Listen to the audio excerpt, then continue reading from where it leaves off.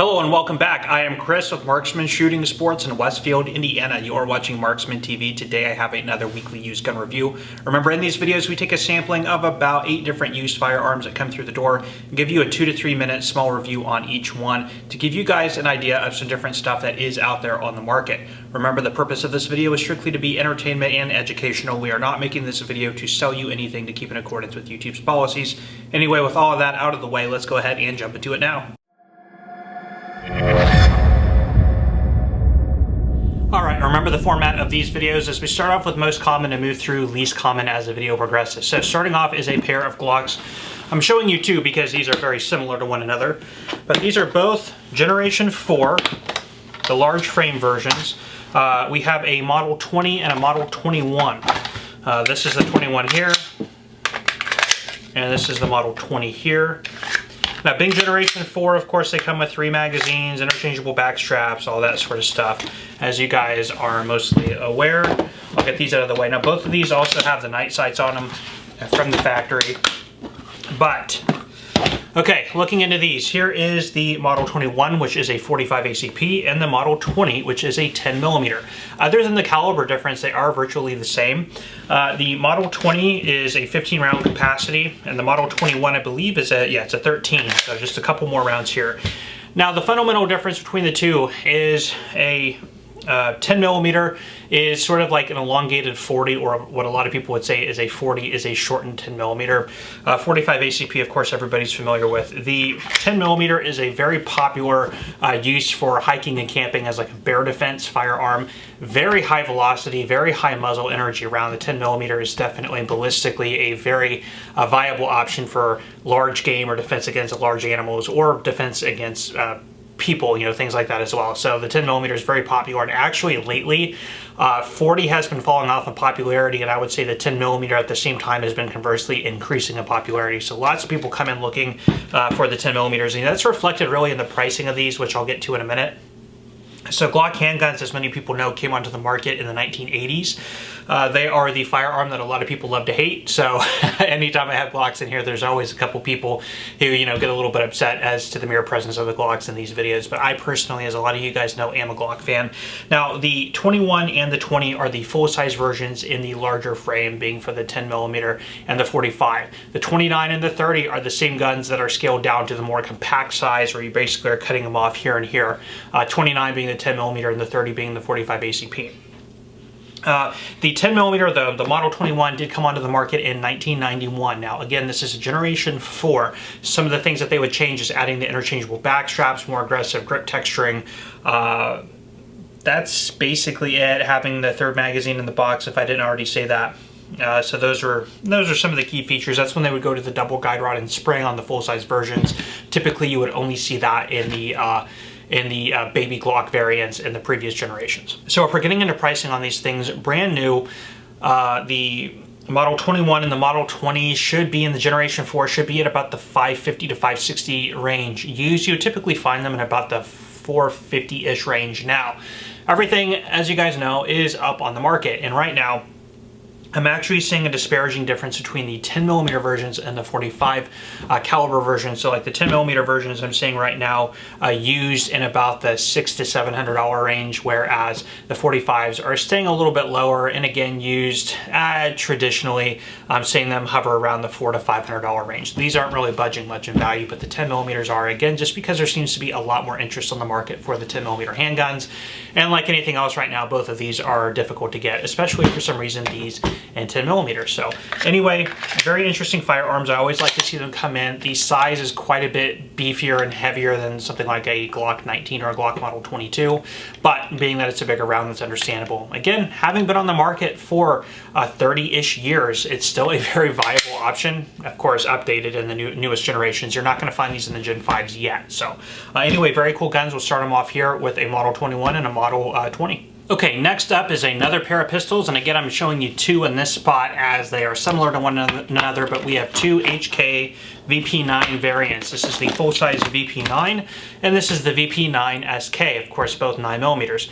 VP standing for Volk's pistol. Now, the VP9 came onto the scene in 2014, and as I have told you guys many times on these videos, because I have had a few of them show up, the VP9 is definitely in my top 5 all-time favorite of modern handguns. They are just really, really good pistols for the money, really good at mitigating recoil. They feel great in the hand. They're very modular, so I just always, in my mind, have been a really big winner to the market. Now, before these came out, of course, HK had always been known as having firearms with very high introductory prices, so it was really difficult for the longest time to find an HK pistol in the realm of what you would pay for a Glock or an M&P until the VP9 came out, with the beginning price tag of about in the high fives, like $580 is typically where you would find them, and that was coming standard with a couple magazines, night sights, or really like luminescent sights, interchangeable side plates and back straps. So a really good package for what you're getting. Now, a few years later, they would release the SK version, the short or the compact or subcompact, and it's basically, if you take the full size and cut it off here and here, you're at an SK. So typical 10 round capacity here, 15 round capacity here. In 2020, the VP9s and new models with the rails and everything do have a 17 round capacity. So really, really nice package. These are both, I believe, LE versions, although it doesn't say so on their tags, because they come with 3 magazines and then the factory night sight. So go figure there.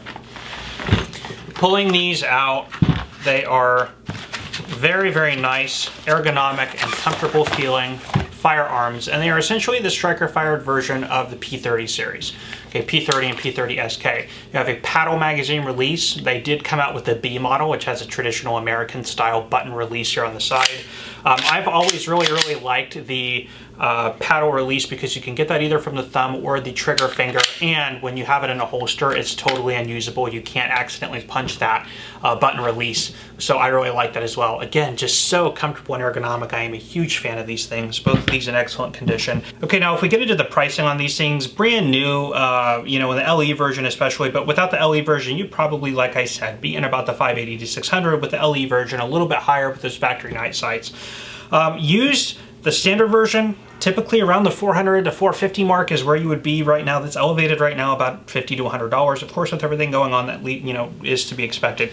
These, the SKs, again, you typically find them in the high 500s new, low 600s new. Used, you typically find them in about the mid to high 4s, or about the, you know, 500 to 550-ish, about 450 to 550, depending on, you know, night sights, anything it came with.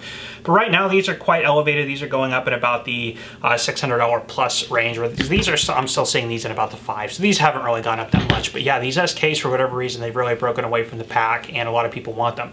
Which is funny, because when these hit the market, I stocked these in my store brand new for the longest time at the same price point as the full size, and the full size would still always outsell the SK, but for some reason the SKs are just like, people really seem to want them, maybe because of the lower sales, HK scale back on their production, therefore harder to get, and therefore the people who want them are willing to pay more. I don't know, but the current market is just, you know, it's very screwy, as everybody knows. So anyway, that's where we're seeing them sticking right now in terms of their price point. But if you have not handled a HK VP9, I definitely recommend picking it up and taking a look if you're willing to wait through the end of this whole production crisis or everything that's going on. Again, you should be able to pick one up at about the $500 to $600 range new, and it's definitely well worth every penny of that. Always love these. Really cool to get them in. Okay, up next I have another interesting rifle from Remington. You guys remember the 722 from last week's video. This one follows a very similar lineage. This is the model 760. Now, this is a pump action center fire rifle. It has a double guide on the pump, and this one is chambered in 30-06. They made these in tons of different caliber options: 300 Savage, like I said, 30-06, 223, 222, 270, 243, 300 Savage, if I didn't already say that. Just lots and lots of different calibers that were available on the market. Now, this one here is typed with a Lyman All-American 4-power scope, which would be about correct for the time period. And now, like the 722, this would follow a similar sort of design path. So post-World War II, a lot of the American-based or domestic manufacturers that took part in the war effort learned that the key to manufacturing and getting a lot of product out there in the market or into the war effort was by streamlining production, making parts less expensive and less complicated to make and interchangeable. So a lot of the arms manufacturers like Remington would take a page out of that notebook, moving forward into the commercial production of firearms, and you get stuff like this with the 760, which has interchangeable parts with one another, standardized production, less expensive material, more mechanized production of these firearms, which would really become popular again in the late 40s through about the 60s. Now, these would be in production between 1952 and 1981, and they would replace the Model 141 in production and lead into the production of the 7600 series from Remington. Now, another thing that makes this firearm very infamous actually was its use by James Earl Ray in 1968 to assassinate Martin Luther King Jr., unfortunately. So this would have been the firearm used in the same caliber. So beyond that, it's actually got a very good track record, a very, very popular firearm. Now, market-wise, these things go between currently, right now, between about $600 up to about $1,200, depending on condition. This would definitely likely be in the lower end. It is interesting that it is a 4-digit serial number in the 9000 block, so very early production. It is missing its butt plate and also missing its magazine. This was a magazine-fed rifle. So those things are going to be detractors. There is a little bit of surface corrosion, which I will clean up, before I sell this, but I do expect this to probably sell in that low 600, maybe as low as $500 price point based on its condition. But anyway, still a very nice, usable hunting rifle. Very nice. I'm sure a lot of people have nostalgic interest in these as they were widely used throughout the 50s and 60s. So 70s as well. So very, very nice firearms. Always interesting to see this type of stuff come in. I do not get that many. I think I may have had 2 or 3 of these in the past 6 years. So still really cool to see them come in. That is a Remington Model 760. All right, up next is a pretty unique and somewhat rare pistol that I do not see that often, and also very popular. This is the Browning BDA 380 double single action pistol with one double stack 10 round magazine in the box. Now, history on this is a little bit interesting. So in 1976, this is designed, and as you can tell, this is a very close derivative, if not a direct copy, of the Beretta Model 81 or 84 Cheetah variation pistols in 32 and 380 respectively.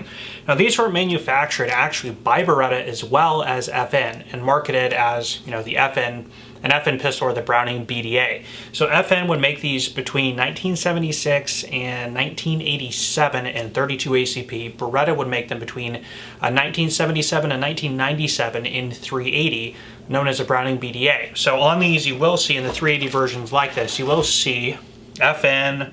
Right here it says made in Italy. Well, it's actually, of course made in Italy, but made in Italy by Beretta. So a Italian-made Beretta Model 84, if you will, just marketed as the Browning BDA.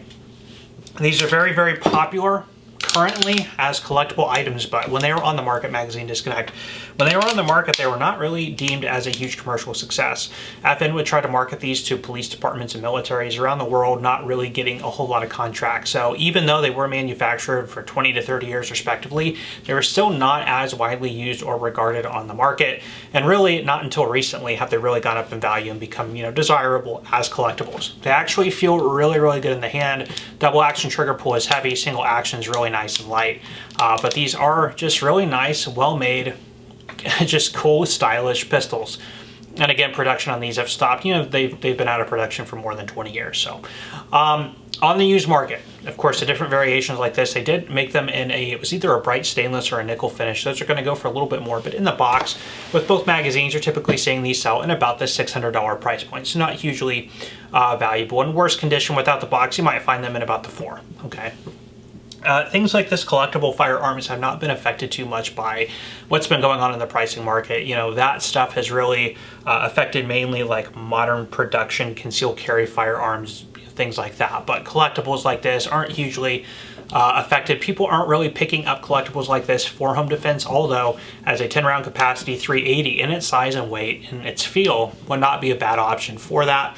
But again, you're not probably, for $600, $700, you could definitely get into something a little bit more ergonomic and useful if you're looking to get it as a home defense or a concealed carry firearm, but still as a collectible. Just a really cool piece of history that have a really interesting design history, being a share between FN and Beretta. So just kind of cool. Browning FN/Beretta history handgun, and also a lot of fun at the range if you ever get to shoot one. So there is the Browning BDA. All right, up next is a really cool one that a lot of people like. This is a Sig Sauer MCX Virtus pistol in 5.56, also in the concrete gray configuration.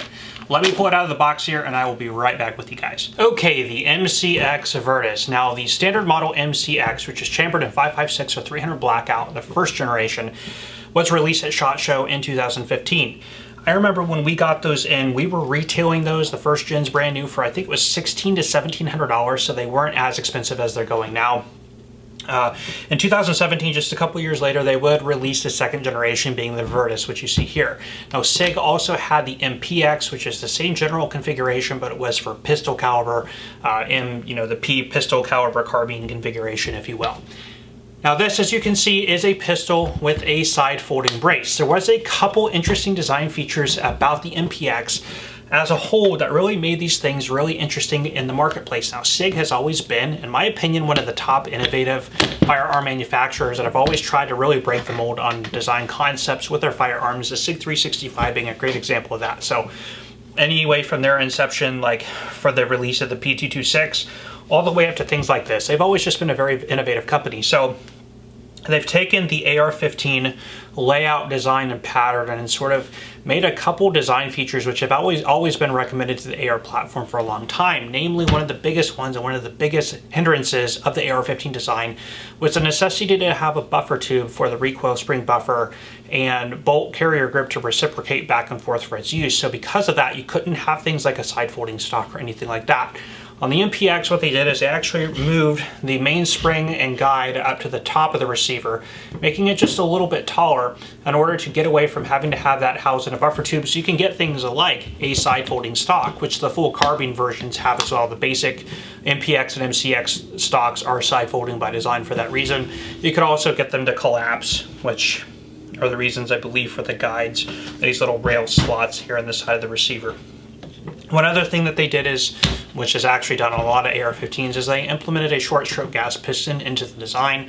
And one thing that's great about that is it keeps a lot of carbon fouling out of the receiver. It's always been a big plus, but it does add a little bit of complexity and weight to the front end of the firearm. Now on here, of course, you have M-LOK. I believe the first generation, I can't remember if that was key mod or not. During around 2015, key mod was really popular.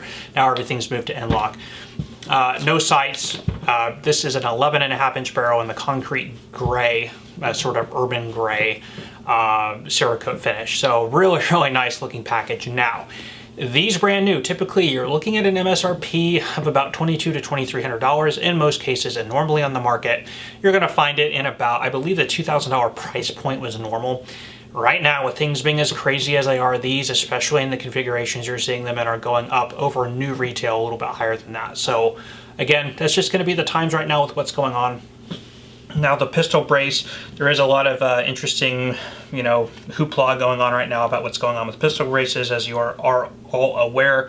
I'm actually thinking about doing a separate video on that topic, sort of an update on what I think is going on there. But anyway, these are really, really cool, very ergonomic, nice pistols, and the carbines in and of themselves, known for their reliability and especially their lightweight nature. I think the carbine version, like the first gens that came out, were like 6.5 pounds unloaded, so super lightweight for what they are, being a gas piston operated AR-15 variant. So very cool Sig MCX Virtus pistol. Just really cool to see this stuff come in. Okay, up next I have another couple handguns for you guys. So I'm giving you guys a lot of 2-for-1s in this video, but again, 2 other similar Ruger revolvers.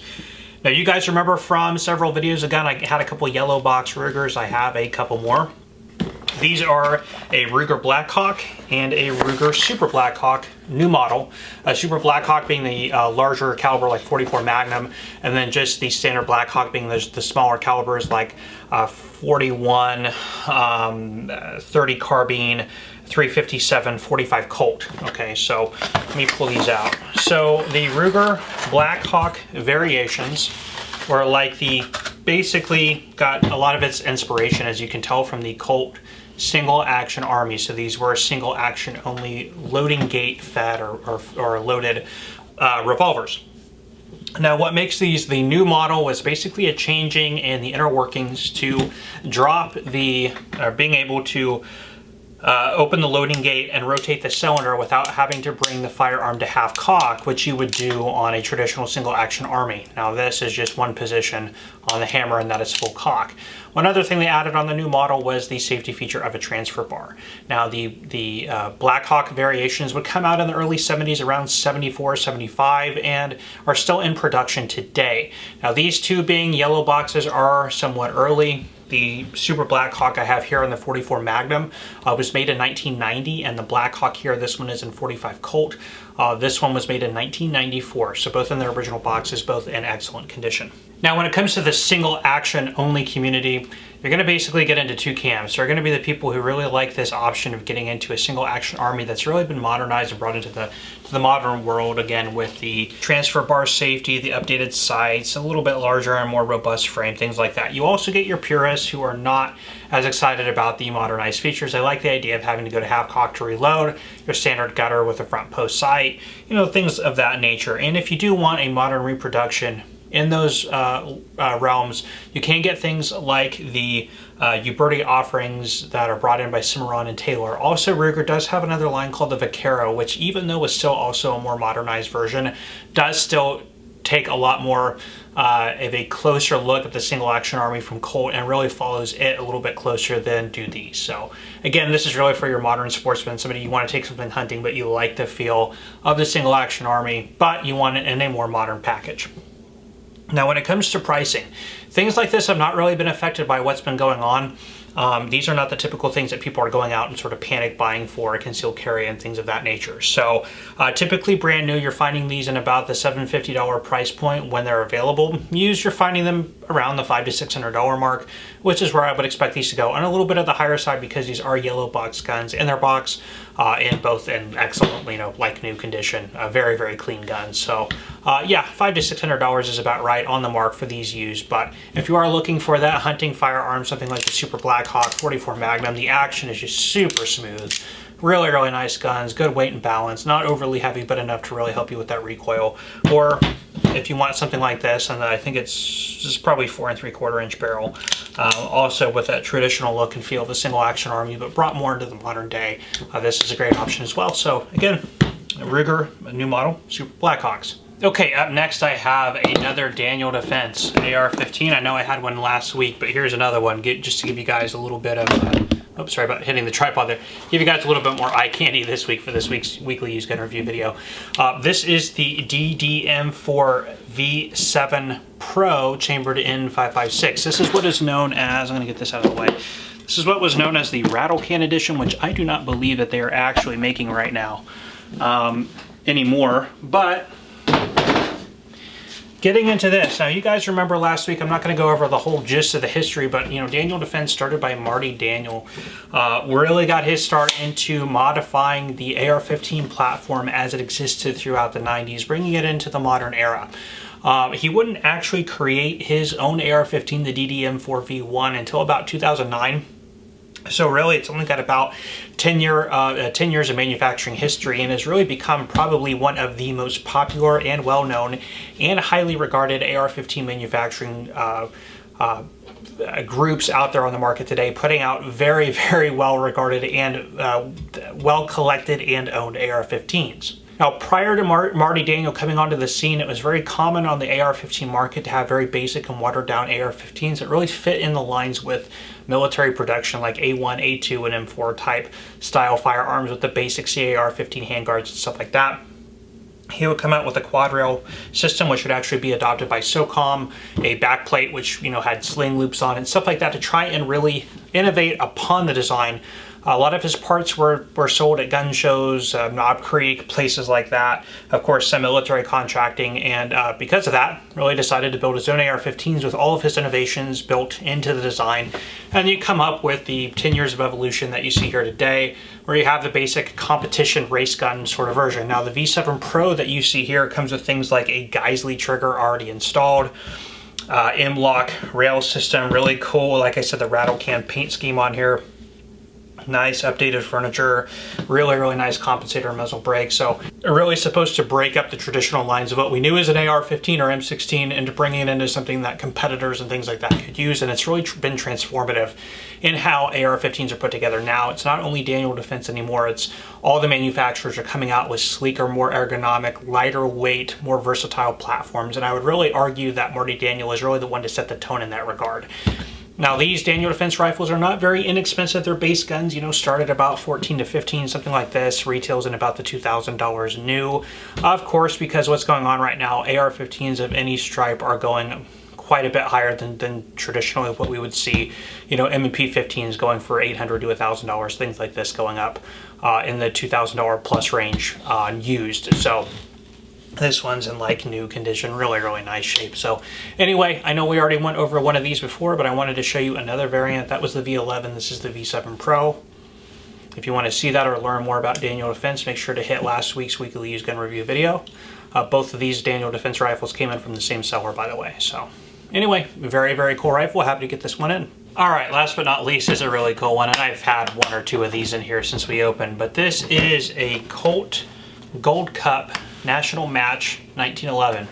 Beautiful firearms. Now, the National Match Gold Cups would come onto the scene in the mid to late 1950s. And the real philosophy behind these was to have something that you could take directly out of the gun store, directly onto the competition firing line, and have a very viable 1911 option. Now again, at the time, the 1911 was one of the most popular pistols that were used in competition, and even today, a lot of these size restraints are really fit around the 1911 model. As it is basically, it is a basis for a lot of competition use handguns. Now even today, the Gold Cup National Match is still widely used, and people really do enjoy these. Some of the things you get are a wide face match trigger, a skeletonized hammer, adjustable sights, a National Match barrel. So everything's really been tuned and gone through. Now this is in the bright stainless, and this one was actually manufactured in 1992. They are still making them today. You can get them, of course, in the bright stainless. The blued would probably be more common that you would see. Today on the new market, Colt has these advertised at about $1,250 MSRP, which is probably about what you're going to pay for it. I don't know if these are custom shop guns, if you have to special order one or not, or if you can get them through the normal catalog. I actually have not looked. When it comes to pricing, if you get the older 1950s through 1980s with the cardboard box and the clamshell styrofoam, those can get up and get pretty pricey in about the $2,000 plus range with original box and in really good condition. The older ones like these, and of course this does not have its original box, also does not have its original grips, unfortunately. These are Packmeyers. Something like this you'll find in probably the low thousands, like 12, 13, being in line with about what a new one would sell for. Of course, when it comes to Colt, when manufacturing, really a lot of the people have indicated that Colt firearms, whether they are 1911s or AR-15s, are really outsourced today, not really manufactured by Colt. And Colt really is just a standing brand, if you will. So a lot of people, collectors especially, do put a lot more value in the older guns. So of course, the older they go, the more desirable they are, as they really not only have the Colt name on them, but also have the provenance as being made by Colt gunsmiths and firearm manufacturers. So in around the 90s period is where the collectability starts to fall off a little bit, but still these are very collectible 1911s, being from their premium offering, the Colt Gold Cup National Match. Just a very nice looking, ergonomic, refined 1911.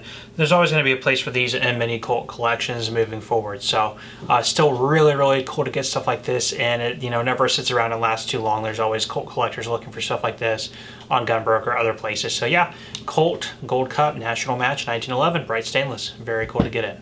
Well, that is all the time I have for you today on these. Thank you so much for stopping by and checking out this video. If you enjoyed, please let me know by hitting that like button. Also, please consider subscribing to this channel and hitting that bell notification button so you are aware when I am posting these videos. These weekly used gun review videos are posted every single week.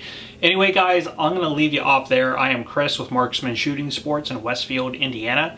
You are watching Marksman TV. I will see you next time.